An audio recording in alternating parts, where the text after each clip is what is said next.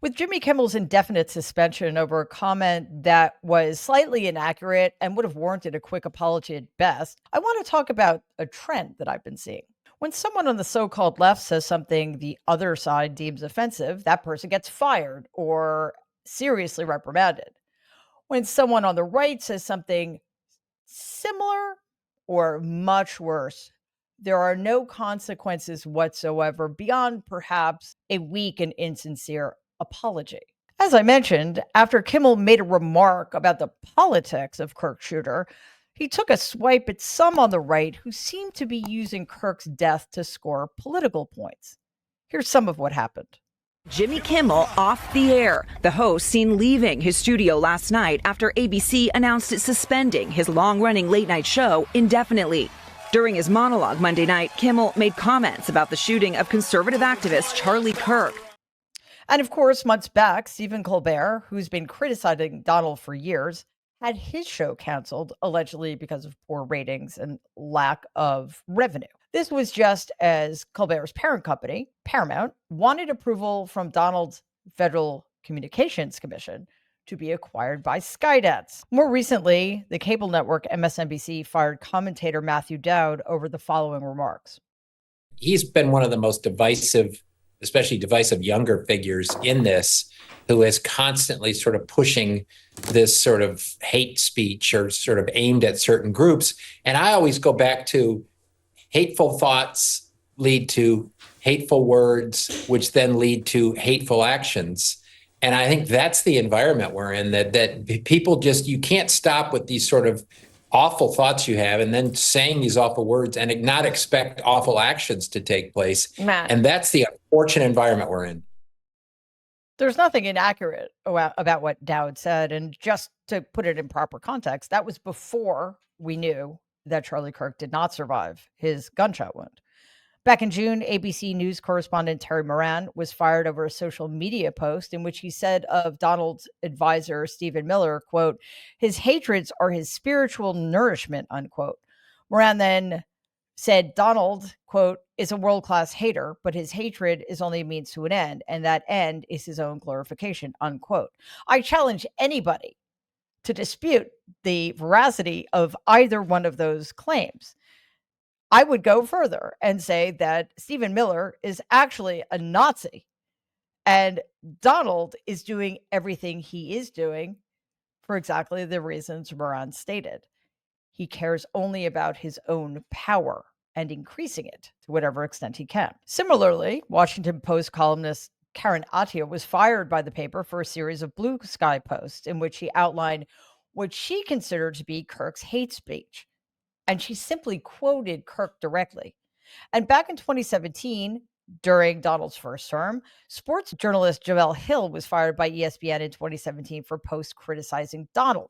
Then in 2020, David Wright of ABC was suspended after he was secretly recorded criticizing the network for toning down Donald's involvement in the Epstein scandal. He was secretly recorded.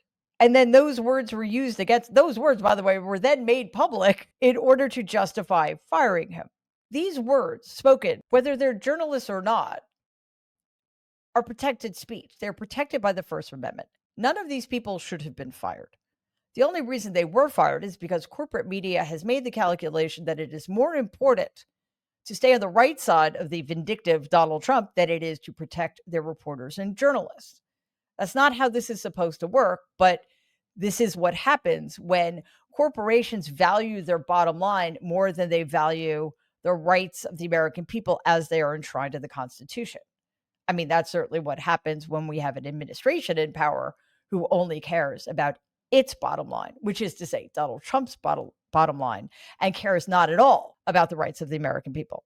So let's see to what standards people on the other side are held. When figures on the right make offensive comments, what happens? This is where we insert a cricket sound because nothing happens. These people are allowed to keep their jobs. Everybody moves on as if nothing had happened. So let's start with Donald himself. If we listed every vile thing he said while in office or during his candidacy, If we listed every threat he has made towards private American citizens, we would be here for a very, very, very long time. So let's just recount a few of his greatest hits. There was this. And when you see these thugs being thrown into the back of a paddy wagon, you just see them thrown in, rough. I said, please don't be too nice. Like when you guys put somebody in the car and you're protecting their head, you know, the way you put their hand over. Like, don't hit their head, and they've just killed somebody, don't hit their head. I said, you can take the hand away, okay? Yeah, he's such a tough guy. I don't know what's more alarming, that he said that, or that the police officers standing behind him, at least some of them, seem to enjoy it. Also, he looks very different. Anyway, then there was this. So think of the impracticality of this. I'm famous. I'm in a plane. People are coming into the plane. And I'm looking at a woman, and I grab her, and I start kissing her and making out with her. What are the chances of that happening? What are the chances? And frankly, I know you're going to say it's a terrible thing to say, but it couldn't have happened. It didn't happen. And she would not have been the chosen one. She would not have been the chosen one. Just to be clear, when he says the chosen one, he means the person that I would choose to sexually assault. That's what he means by chosen one. Yeah, that's what he meant. And then there's this. Nancy Pelosi said, please don't call them animals. They're human beings. I said, no, they're animals. Of course, I think she's an animal, too. You want to know the truth? It is difficult to quantify just how dangerous such violent rhetoric is, but that has been completely normalized on the right. And we see this in how members of his administration and those in the right-wing media are treated when they say vile things. Just check out these recent remarks by Fox's Brian Kilmeade. Billions of dollars to mental health and the homeless population. A lot of them don't want to take the programs. A lot of them don't want to get the help that is necessary. You can't give them a choice. Either you take the resources that we're going to give you, or you decide that you're going to be locked up in jail. That's the way it has to be now. Or involuntary lethal injection or something. Just kill them. Yeah, Brian, why did it have to get to this point? Right. I'm so glad he pointed out that it would be involuntary. Yes. Okay. For saying that homeless people should be executed for the crime of being homeless, which is not a crime. Brian Kilmeade was, I don't know if he was forced or if he volunteered to make an on-air apology, which was deeply insincere. And then it was as if nothing had happened. Let's go back to 2018, when Laura Ingraham mocked Parkland shooting survivor David Hogg just months after that absolutely horrific ordeal in his high school, in which several of his fellow classmates were murdered, essentially in front of his eyes. Or here in 2021, when Ginny Thomas, wife of the extraordinarily corrupt Supreme Court Justice Clarence Thomas, was found to have sent text messages supporting Donald's big lie and the Stop the Steal movement. Not only did nothing happen to her, but her corrupt husband refused to recuse himself from any cases related to January 6 crimes. The list goes on and on, but again, we don't have time for all of it. This double standard goes way back because clearly the so-called liberal media bias is so afraid of its own shadow that it constantly errs on the side of giving an assist to right-wing figures.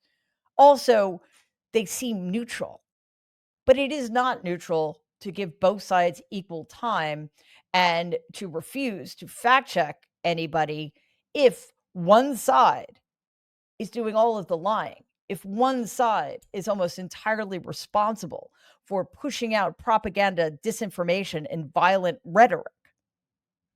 Punishing those who speak out against intolerance is not the same as tolerating those who espouse intolerance.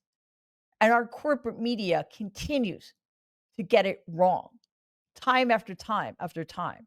So we need to keep pointing it out. Please take a second and like and share this video. It'd be awesome if you could subscribe to the channel. If you're listening to us in podcast form, please follow us and give the show a 5-star rating because it really does help other people find our content. Thanks.